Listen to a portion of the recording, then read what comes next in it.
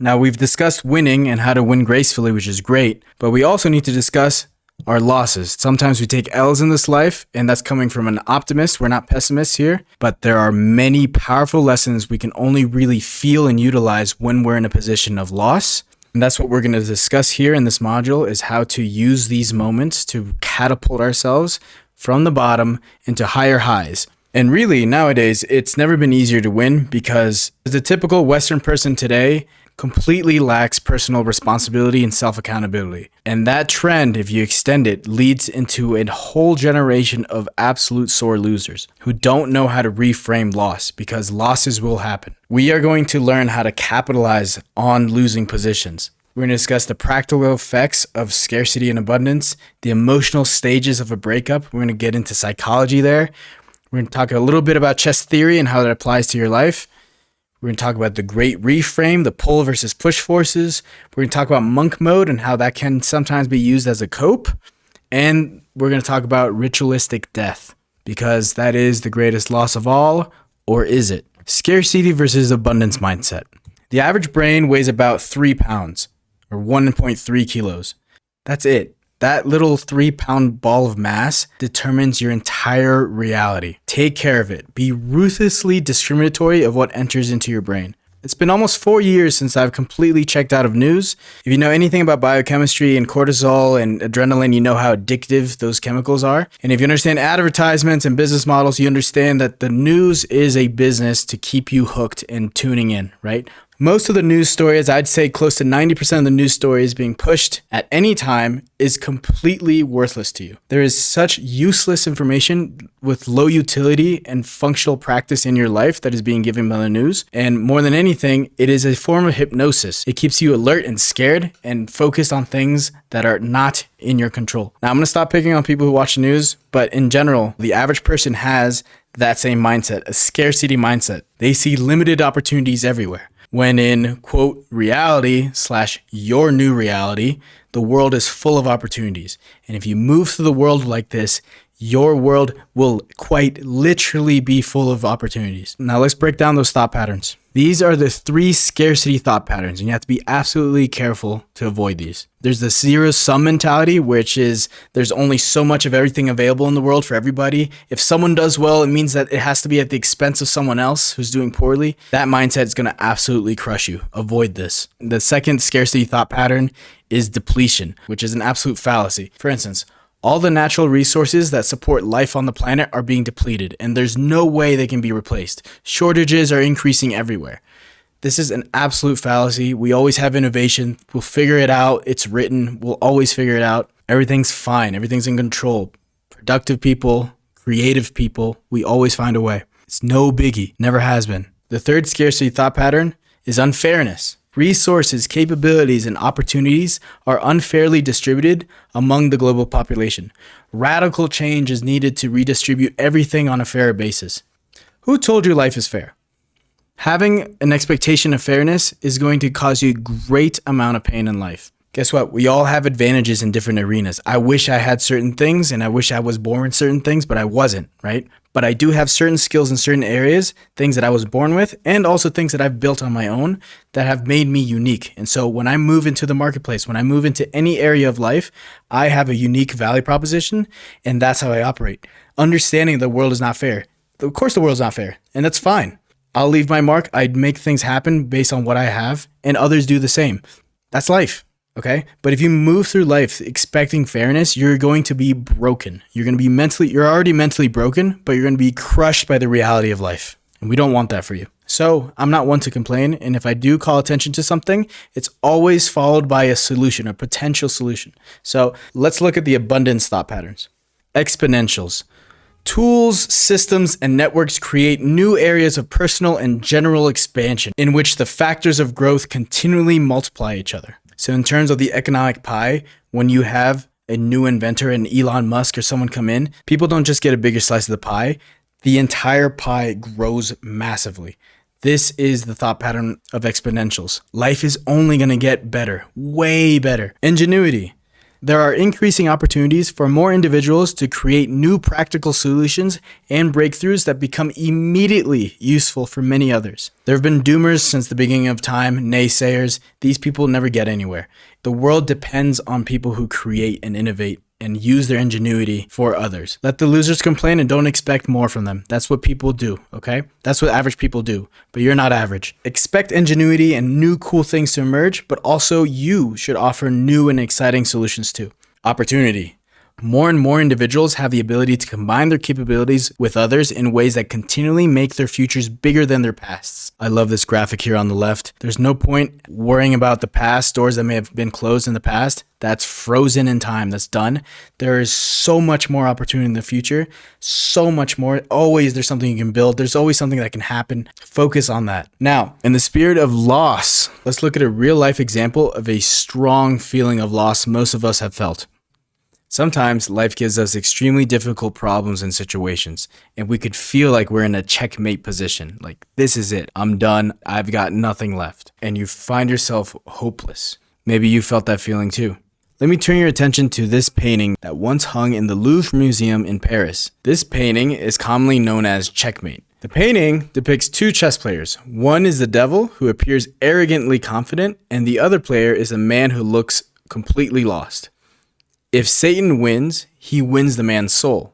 So this hung in the Louvre for years, right? Decades. And everyone who came by it could see, okay, this guy's in a checkmate position. He's going to lose his soul to the devil. But the story goes that a chess grandmaster visited Paris and saw this painting, and he was looking at it for a really long time in the Louvre Museum. While everyone was looking at the Mona Lisa, this chess grandmaster was analyzing this painting. And finally, someone asked him, what do you see? And the chess grandmaster said that even though the devil seems to be the obvious winner, he's in fact not winning.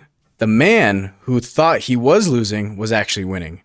And according to the arrangement of the pieces left on the chessboard, his king had one more move. And this fateful move would make him the winner of the game. See, everyone else had been passing that painting and just assumed this guy has lost. To the untrained eye, he was in a losing position, and the devil was very arrogantly cocky about it. But he had one move left. Not only that, it was a winning move. You can take away the same lesson to your own life. You might feel like you have your back against the wall, your chips are down, no one's in your corner, but I guarantee you've got one move left, if not more. I also find it key to note that the man is playing with the white pieces, meaning he moved first.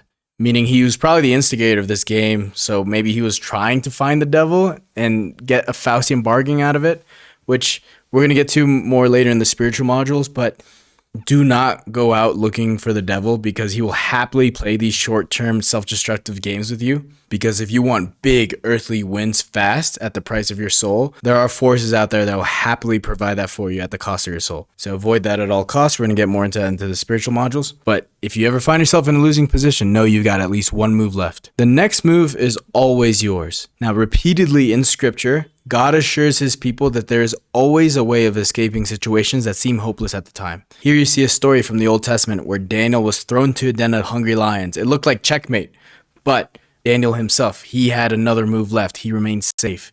So often in life, we consider the world to be a mess with war, violence, pandemics, unemployment, struggling marriages, depression, isolation. We can easily become disillusioned. People begin to feel lost. We look for direction, but often end up on the wrong path. It looks like checkmate, but we need not fear. The game is not over. Fear no darkness. If you are building something, if you are giving yourself to others, if you are constantly looking upwards and outwards and growing in every way you can, you are fighting for the light. I'm going to quickly stop using religious terminology. But if your world is getting brighter because of you and your actions, if you're making other people's lives better, then you can only win. Keep the faith. Don't ruminate. You've got one move left, if not way more. You've always got the next move. Now here's a mental trap. Rumination. When you constantly worry about what's the worst thing that could happen if you fall down those rabbit holes, rumination does nothing for you. Here's a quote by the great Stoic philosopher Seneca. We suffer more often in imagination than in reality. Rumination has zero utility in your life. Of course, you would like to be prepared and see anything that could happen, but prepare for those. Write down action items for each of those worst case scenarios, but don't just sit there and ruminate, because that does nothing for you. More importantly, it does nothing for others, your team, your family. You're just burning time and emotion. So again, we don't complain. And if we do bring attention to something, we like to offer solutions. There is what I call the great reframe. When you're in a losing situation and you feel like you're about to start ruminating, this methodology has helped me out a lot, and I know it will help you out as well. Visualize your actions as either push or pull forces. So push forces tend to have origins in the past. Since most of us are looking for better and brighter futures, that typically means that these push forces come from darker places, such as revenge, envy, anger, pride. Examples are, I have to make partner before Jeff does because we both started at XYZ firm at the same time. Or I have to get married before my ex does, or else everyone will think that she won. Or I have to make $1 million to prove my family/hometown wrong. These are all compressive, pushing forces, making you smaller. It's like a big, heavy dumbbell in the middle of your chest and your gut. It just makes you heavy and worried and angry and prideful. Now compare that to what I call pull forces. Pull forces tend to be future-oriented. They typically have an uplifting connotation to them. These forces tend to be more along the lines of growth, clarity, purpose, service. As I read these, I want you to notice how this takes away from that weight in your gut and it spreads it upwards and outwards. I have to regulate my anger or I will keep losing romantic partners. I have to add more value to my offers or it won't make as much of a difference in my customers' lives. I have to show my people how much they mean to me or they might never truly know it. These are all expansive. These are pulling emotions and service and utility out of you into something bigger than yourself. This physiological visualization of pull forces versus push forces have really helped me conceptualize and visualize what I've been doing to myself by feeling angry versus how I feel when I start serving others. The pull and push forces. I quite literally feel like my light and my influence have grown because I've been pulling outwards into the world rather than compressing and pushing all these negative emotions into myself. Those of us who have experienced a dark night of the soul, as it's known, and need a refresh, need to really get our shit together, you may be familiar with monk mode. Monk mode is a powerful tool, and I have seen it be abused, so I want to discuss that right here to make sure you don't do that. Monk mode is super powerful when done correctly. See, you can put hard limits on yourself and really redirect all that force into something good. For instance, 75 Hard. It's a program that I did. It's been absolutely fantastic. Basically, a monk mode season is when you cut out certain activities that give you too much dopamine and just hunker down and focus and really get shit done. For instance, very popular monk mode rules are that there are no one-night stands, no alcohol, no excessive fun, only and exclusively training and wealth building. It's about unsubscribing yourself from potential distractions and focusing yourself exclusively on self-improvement and big goals in life. A lot of people get really big into meditation. They read for an hour a day. They do 30 minutes of exercise every day. They don't do any drugs. A lot of people do need this, especially as I see younger people who have their dopamine receptors absolutely fried. Monk modes are absolutely powerful. However, I have seen monk mode be used as a cope. See, a lot of people forget that monk mode is a season, which means you have to return to the real world eventually. We are social creatures. And I've seen a lot of people who are just obsessed with the monk mode and just cutting themselves off, and they look to find the perfect action plan. They take all these books, they take all these notes, and they subscribe to all these masterminds, and they just sit at home. But they're too proud to take imperfect action. The whole point of life is to take action. And of course, if you're new to something, you're going to be terrible at it at first, or at least not as good. I've seen people stay in monk mode for years and not actually build anything. They don't get any market feedback. See, most often we rationalize our insecurities and weak points. And I put Matthew McConaughey's Green Lights book right there because the first rule of poverty is to wait for perfect conditions. You will never have all green lights. Sometimes you're going to have to run a yellow light. Some opportunities, if you don't seize them right away, they will be gone. Monk mode is a seasonal thing. It is a tool. It is not a way of life. You are a social creature. You have gifts and skills that the world needs. So get out there and take imperfect action. See, we used to be reminded of the importance of taking imperfect action by ritualistic death. You'll see what I mean in a second. Before I get into the ritualistic death practices that a lot of younger people have forgotten about, let me talk about death itself real fast. Death is quite literally the worst thing you can kick under the rug. Those who don't think about death are setting themselves and their dependents up for failure. Memento mori is a Latin phrase which means remember your death, remember you will die, is a reminder that you need to live life with urgency. See, some organizations, and I won't say who, but they use the symbol of the skull for this purpose. They would have a skull on their desks, or they would have a skull in their quarters, because it would remind them of the finality of everything. Everything ends. Life itself will end. And if you don't take imperfect action, if you don't put yourself out there, if you have an idea and you just sit on it, then it will die with you. You have an obligation as an intelligent person, as a person who wants to better themselves because you took this course.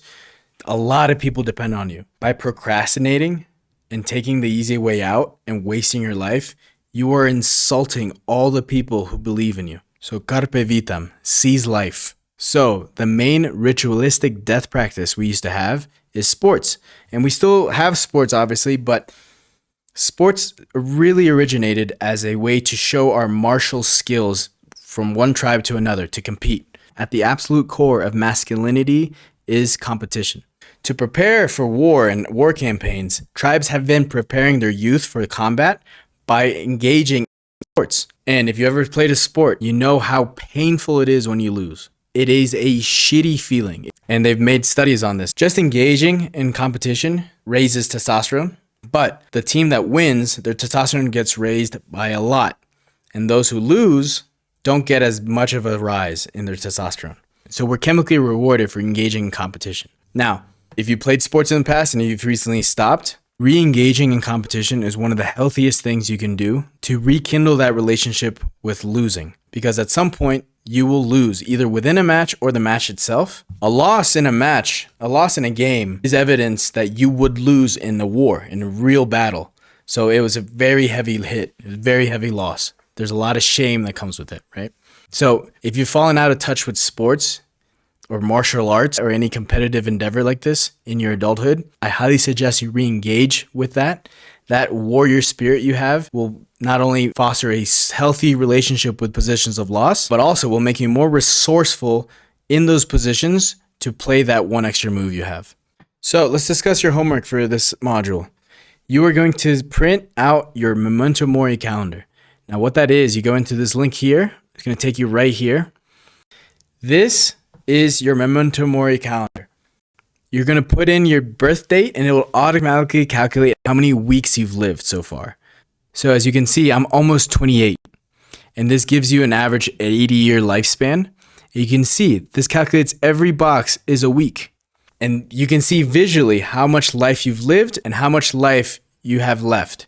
Now, no one's guaranteed to see 80. I'm not even guaranteed to see 30, right?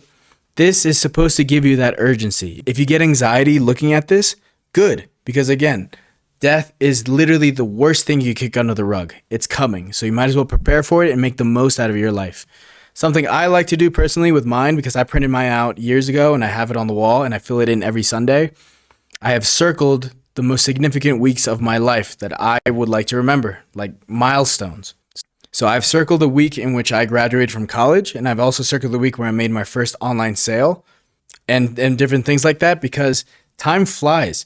A lot of people who are, I personally know, they're almost 30 years old and they still have in their Instagram bio, high school class of 2014, for instance. Like, dude, that's almost 10 years ago. And I'm not judging anybody, but I genuinely can see how time flies in other people's minds when they think they've lived 10 years, but really they lived the same year 10 times, right? This calendar creates a sense of urgency that everyone who believes in the power of self-improvement can actually use to improve themselves. So this is a powerful tool. Definitely print it out. Then I would like you to remember a moment when you were in a losing position. And then also recall how you got out of that checkmate. See, this is important for two reasons. One, to remind yourself that you've gotten out of bad situations before. And two, so that you can have this story easily available for recall. A lot of people, men especially, they don't give themselves as much credit as they should. And maybe that's a good thing. But having these stories easily accessible in your mind, and you have the devil on your shoulder whispering scarcity mindset bullshit into your mind, you can easily refer to these stories and remind yourself, hey, I've gotten out of this shit before. I'm fine. and I'll do it again. Add as much detail to that story as you can. If you have more stories of you getting out of the hole, include those as well. Of course, when you submit everything to the Discord, if you want to omit any details, please do so. But for your own sake, try to recall as much information as you can. Really write this down. A lot of people talk about self-improvement. They want to improve their lives. They buy all the books and the courses, but they just sit on their hands. They don't do anything. But look at you. You're taking action. You're submitting your homework. You're recalling moments that will help you out later in the future. This is what self-improvement looks like. Keep going. There's a bunch of golden nuggets in this course. And don't forget, by improving yourself and your life, you can have a much bigger influence than I ever could in your side of the world, in your corner, with your people. You owe it to the people who believe in you and the people who depend on you to improve yourself. And you're doing just that. So keep going. Keep fucking going. You got this. I'll see you guys in the next one. Peace.